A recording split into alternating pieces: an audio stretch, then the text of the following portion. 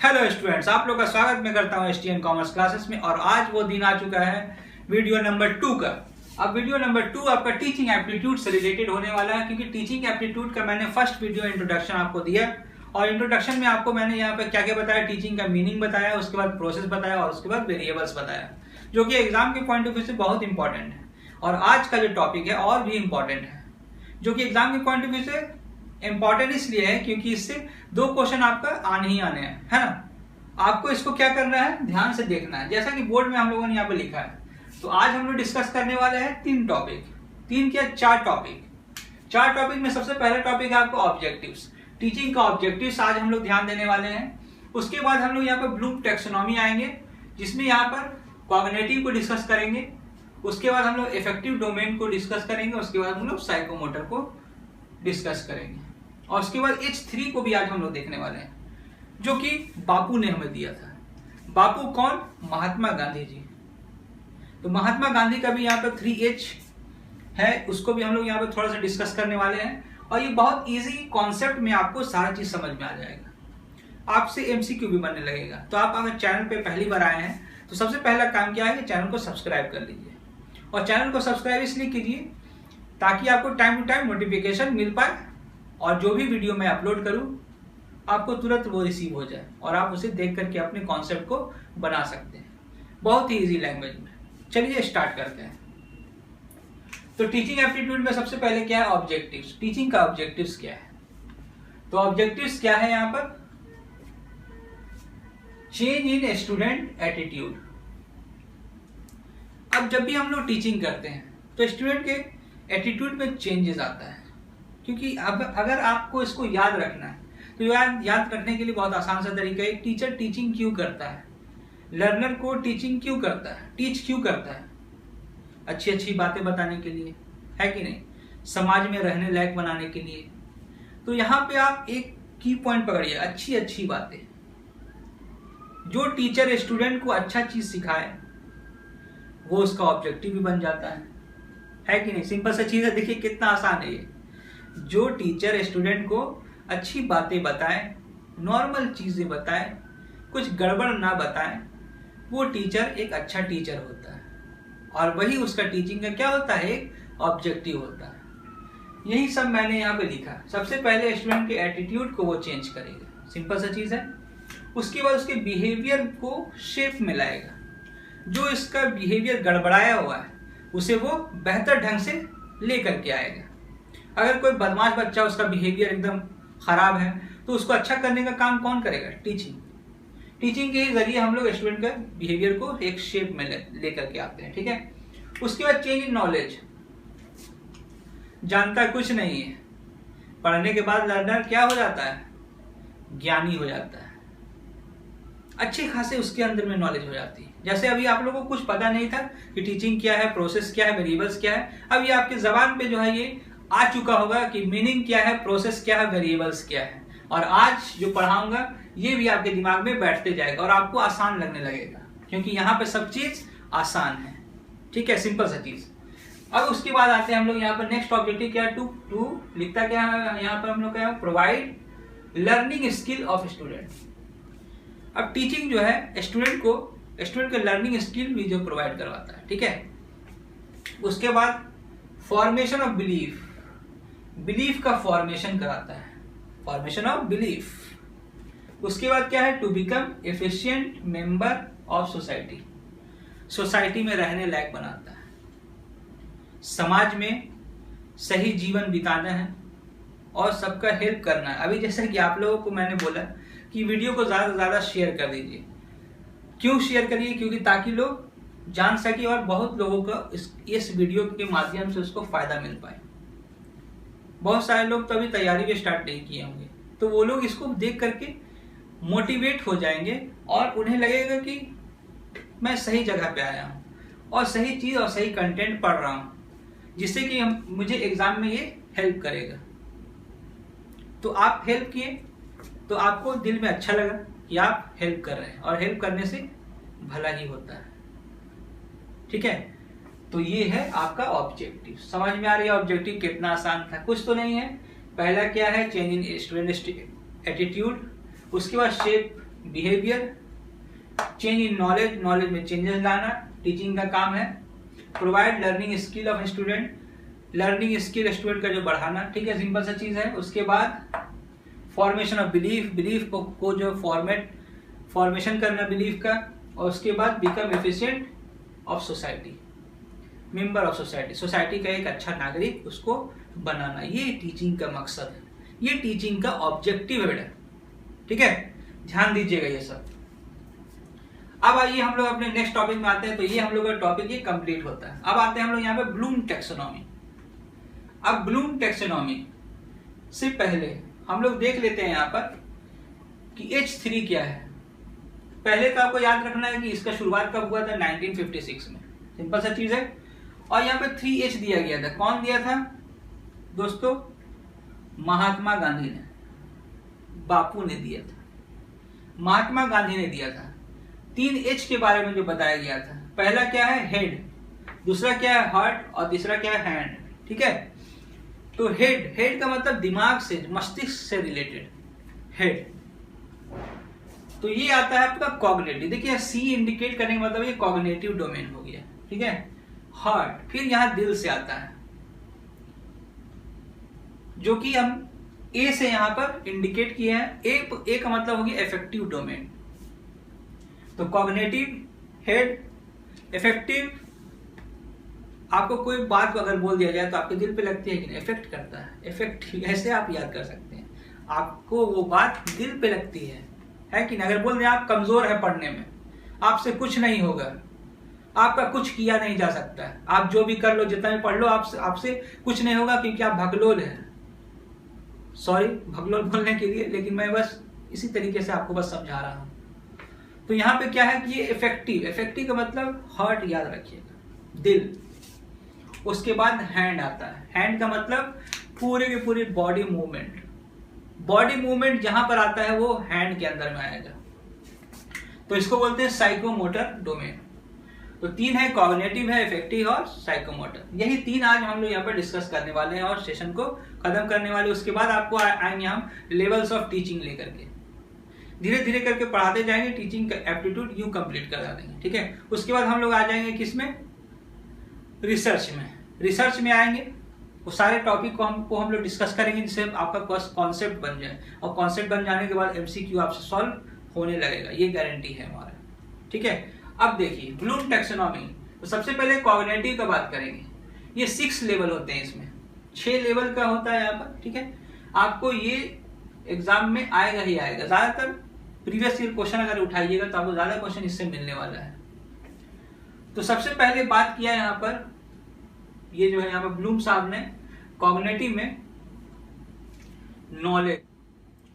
अब आते हैं हम लोग यहाँ पर कॉग्निटिव में, ठीक है। सबसे पहले हम लोग यहाँ पर कॉग्निटिव को देखेंगे। तो कॉग्निटिव में 6 लेवल होते हैं। दिमाग हम लोग का कैसे चलता है, ये आपको यहाँ पर ध्यान देने की बात है, ठीक है। दिमाग को हम लोग कैसे यूज करते हैं। तो सबसे पहले हम लोग को यहाँ पर कोई भी काम करने से पहले उसकी नॉलेज होना चाहिए। नॉलेज का मतलब आप जो काम करने जा रहे हैं वो क्या है, इसका यूज क्या है। गाड़ी चलाने जा रहे हैं तो ये गाड़ी क्या है, ये कार क्या है, ये बाइक क्या है, ये साइकिल क्या है। तो ये नॉलेज आपको रहना जरूरी है। उसके बाद आता है कॉम्प्रिहेंशन। आपको उसको समझ होना चाहिए, है ना, अंडरस्टैंडिंग होना चाहिए। तो ये हो गया कॉम्प्रिहेंशन। पहला लेवल बताता नॉलेज होना चाहिए, दूसरा लेवल बताता आपको कॉम्प्रिहेंशन होना चाहिए, अंडरस्टैंडिंग पावर रहना चाहिए आप में, ठीक है। उसके बाद आप जब सारी चीजें समझ गए तो आप उसको क्या करिएगा, अप्लाई करिएगा, अप्लाई करिएगा, ठीक है। एग्जाम्पल के रूप में अगर हम लोग देखा जाए तो हम लोग यहाँ पर एक साइकिल का एग्जाम्पल ले सकते हैं। साइकिल चला रहे हैं तो पहले हम लोग साइकिल के बारे में नॉलेज रखेंगे। नॉलेज रखेंगे भाई साइकिल से दूरी तय की जाती है, ठीक है।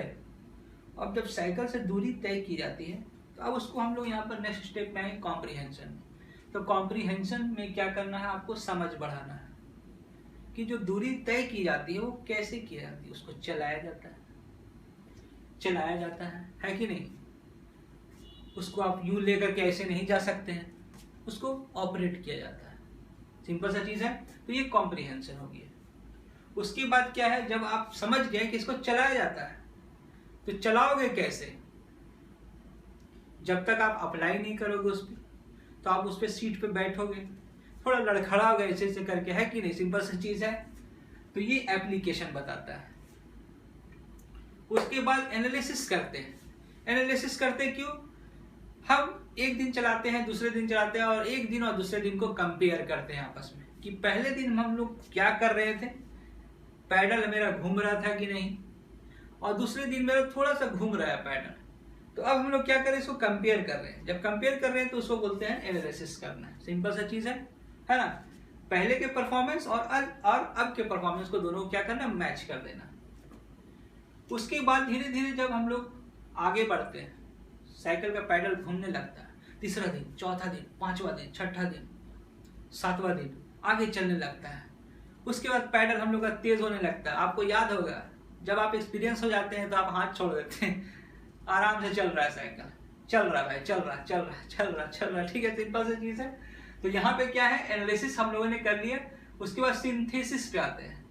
सिंथेसिस में क्या होता है, एक इन्वेंशन। ये आपको किससे आएगा, प्रैक्टिस से आएगा। इन्वेंशन कब किया जाता है, जब आप कोई चीज में माहिर हो जाते हैं। जैसा कि अभी हम लोग बोले कि अब हाथ छोड़ के देख लेते हैं, सीट पे उल्टा बैठ के देख लेते हैं कैसे साइकिल जा रहा है कि नहीं। क्यों हो रहा है? क्योंकि आपको एक्सपीरियंस हो गया। तो ये सिंथेसिस कहलाता है। उसके बाद इवोल्यूशन करते हैं। जब हम लोग को इन्वेंशन कर लिया, अब उसको आप चेक भी कीजिए, है कि नहीं? सिंपल सा चीज है। तो ये आपका देखिए कितना आसान है। कॉग्निटिव डोमेन 6 लेवल होता है और इसका शॉर्टकट है KCA2SE। इस तरीके से आप याद कर सकते हैं इसको, है ना? KCA2SE, KCA2SE, KCA2SE, KCA2SE, KCA2SE, KCA2SE। Simple सा चीज, ज्यादा कुछ करना इसमें नहीं है आपको। ध्यान दीजिएगा, KCA2SE, KCA2SE। समझ में आ रही बात, है ना? ध्यान दीजिएगा।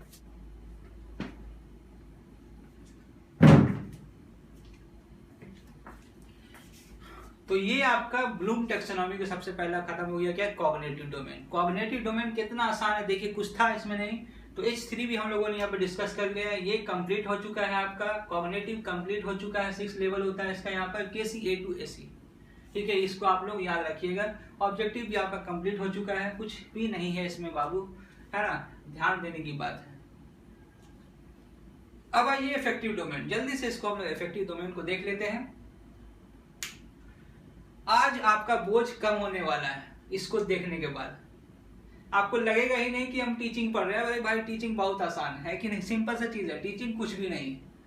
अब यहाँ पे क्या है कि इफेक्टिव डोमेन में आते तो इफेक्टिव हार्ट को बताता है, दिल में लगता है भाई, दिल में, है कि नहीं? सिंपल सा चीज है।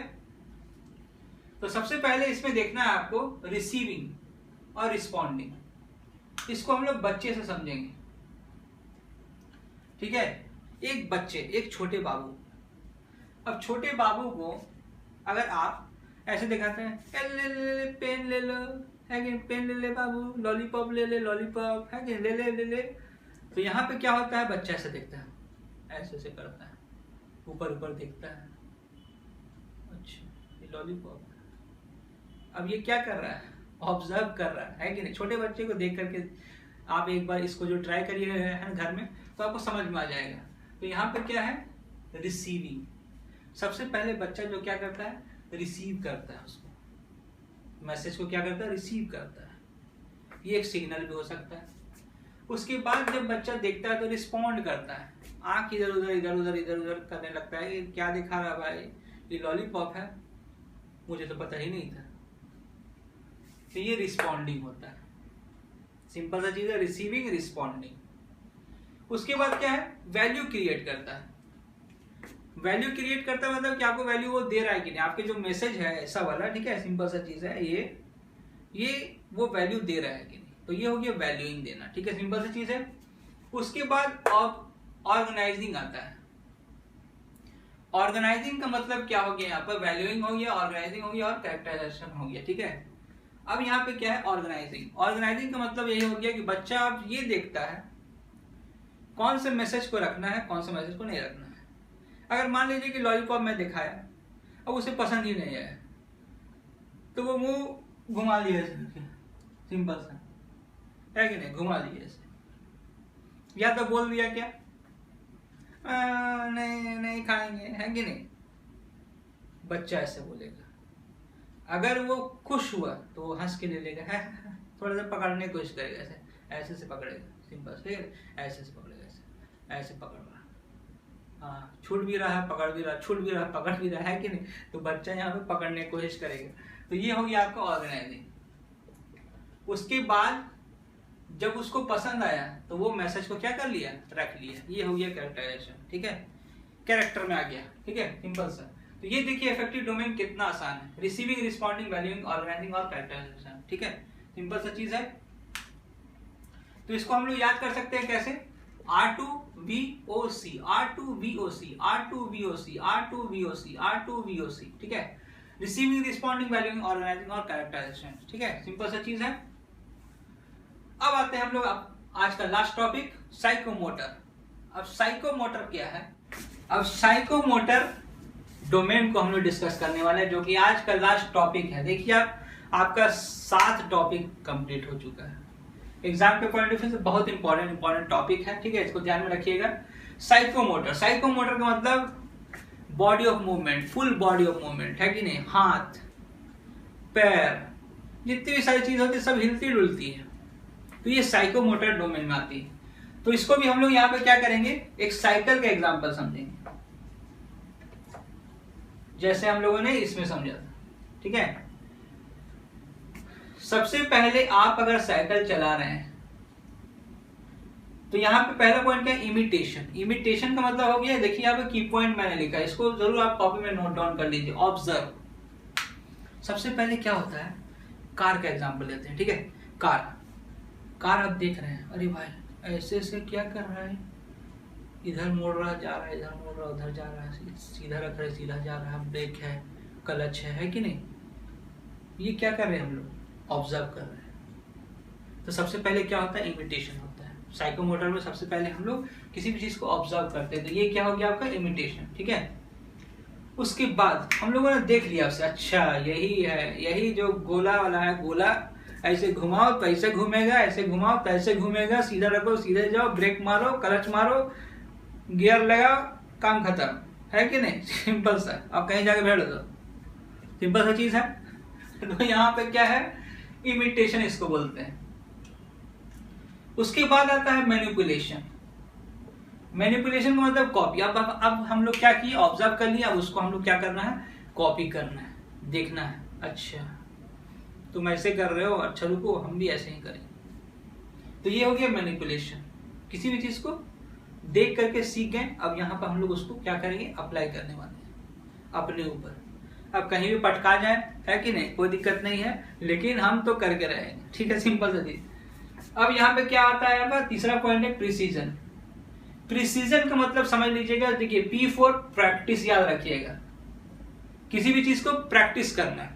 अब जब हम कार में बैठ गए, चला रहे हैं, अब धीरे धीरे करके सीखेंगे, धीरे धीरे जब प्रैक्टिस करेंगे, और प्रैक्टिस करने से practice makes a man perfect. ठीक है, सिंपल सा चीज, जितना प्रैक्टिस करिएगा उतना आप परफेक्ट बनते जाइएगा। उसके बाद आएगा आर्टिकुलेशन, आपको धीरे धीरे क्या आते जाएगा, परफेक्शन आते जाएगा। आप वही वाला एग्जांपल याद रखिएगा, साइकिल चलाते चलाते एक दिन ऐसा आया, हाथ छोड़ के चलाने लगे, है कि नहीं। उसके बाद क्या किया, पीछे मुड़ के चलने लगे, सीट पे उल्टा बैठ के चल रहे हैं, अलग अलग करतब दिखा रहे हैं। आपने सर्कस में जरूर देखा होगा, है कि नहीं। तो वो क्या हुआ, वो आपको जो है प्रैक्टिस से आया है, परफेक्शन। उसके बाद नेचुरलाइजेशन आ जाएगा। आप बाइक सीख के देखिए, आपसे गियर नहीं लगेगा, 2 गियर 3 गियर 4 गियर 5 गियर कब लगा दीजिएगा आपको मालूम ही नहीं चलेगा, और गाड़ी स्पीड हो जाएगा और आप जाके पटका जाइएगा, झाड़ी में जाके घुस जाइएगा। ठीक है, सिंपल चीज है ना। तो अब यहाँ पे क्या है, आपको लोग उठाएगा, अरे बाबू मेरा गिर गया, तो ऐसा सोचना नहीं है। तो यहाँ पे क्या, धीरे धीरे करके प्रैक्टिस कीजिए, आपको एक दिन ऐसा आएगा तो गियर आपके पैर से खुद ब खुद लगेगा, बिना इस, आप इतने प्रैक्टिस कर लीजिएगा ताकि आपसे गियर आराम से लग जाएगा। तो वही है, नेचुरलाइजेशन ऐसा चीज होता है जो कि आपको प्रैक्टिस से आता है, परफेक्शन से आता है। परफेक्शन कीजिए, आपको सब आ जाए। आज मैं पढ़ा रहा हूं तो मुझे 9 साल का एक्सपीरियंस है, तभी मैं यहाँ पर अभी आपको दिख रहा हूं। मुझे डर नहीं लगता पढ़ाने में, क्योंकि मैंने पढ़ाया है, 9 साल पढ़ाया है, अपना 9 साल जो टीचिंग में दिया है। तभी आज जाकर के मैं आपको ये सब यूनिट बता पा रहा हूँ, तभी जाकर के मैं कॉमर्स का एक टीचर हूँ। और मैंने कोशिश किया है एनटीए नेट के स्टूडेंट को बताऊंगा सारे बेसिक चीज़ें और उनके दिल से डर हटाऊंगा, क्योंकि जो डर गया वो घर गया और जो घर गया वो रह गया। सिंपल सा चीज़ है ना, तो ध्यान दीजिएगा ये सब चीज़।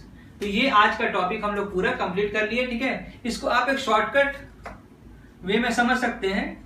इम्पान,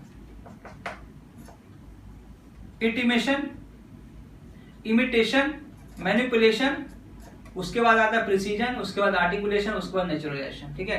तो ये देखिए, ये यहां से जो एरो गया नीचे, यहां से लोवेस्ट होता है, ये हाईएस्ट होता है, ठीक है। और अगर हाईएस्ट से लोएस्ट पूछेगा तो ये ऊपर की तरफ जाएगा, ठीक है। सिंपल चीज है। इसमें भी सेम चीज है, नीचे से ऊपर से यहाँ नीचे आएगा तो यहाँ से लोअर है और ये हाइयर है, ठीक है। और जब हाइयर से लोअर पूछेगा तो ये हाइयर है और ये लोअर, समझ गए बात। तो आज का टॉपिक हम लोग का यहाँ पे कंप्लीट होता है दोस्तों। तो टीचिंग एप्टीट्यूड का आपको यहाँ पर टॉपिक इतना सारा जो है करवा दिया मैंने। अब नेक्स्ट वीडियो में हम लोग लेवल्स ऑफ टीचिंग लेकर के आ रहे हैं, उसमें आप लोग बने रहिएगा और ज़्यादा से ज़्यादा चैनल को सब्सक्राइब कीजिए। और सब्सक्राइब करने से फायदा ये होगा कि बेल आइकन का नोटिफिकेशन आपको, बेल आइकन अगर आप प्रेस करते हैं तो आपको नोटिफिकेशन मिलता रहेगा टाइम टू टाइम और आप वीडियो का फायदा उठा सकते हैं और अपने एग्जाम में बेहतर से बेहतर परफॉर्मेंस कर सकते हैं और अच्छे अच्छे नंबर ला सकते हैं, क्योंकि पेपर 1 ही बहुत इंपॉर्टेंट चीज़ होता है। पेपर 1 में अगर आपका मार्क्स आ गया तो आपका एनटीए नेट क्लियर हो जाएगा और पीएचडी में एडमिशन भी हो जाएगा। तो चलिए मिलते हैं नेक्स्ट वीडियो में। Thank you.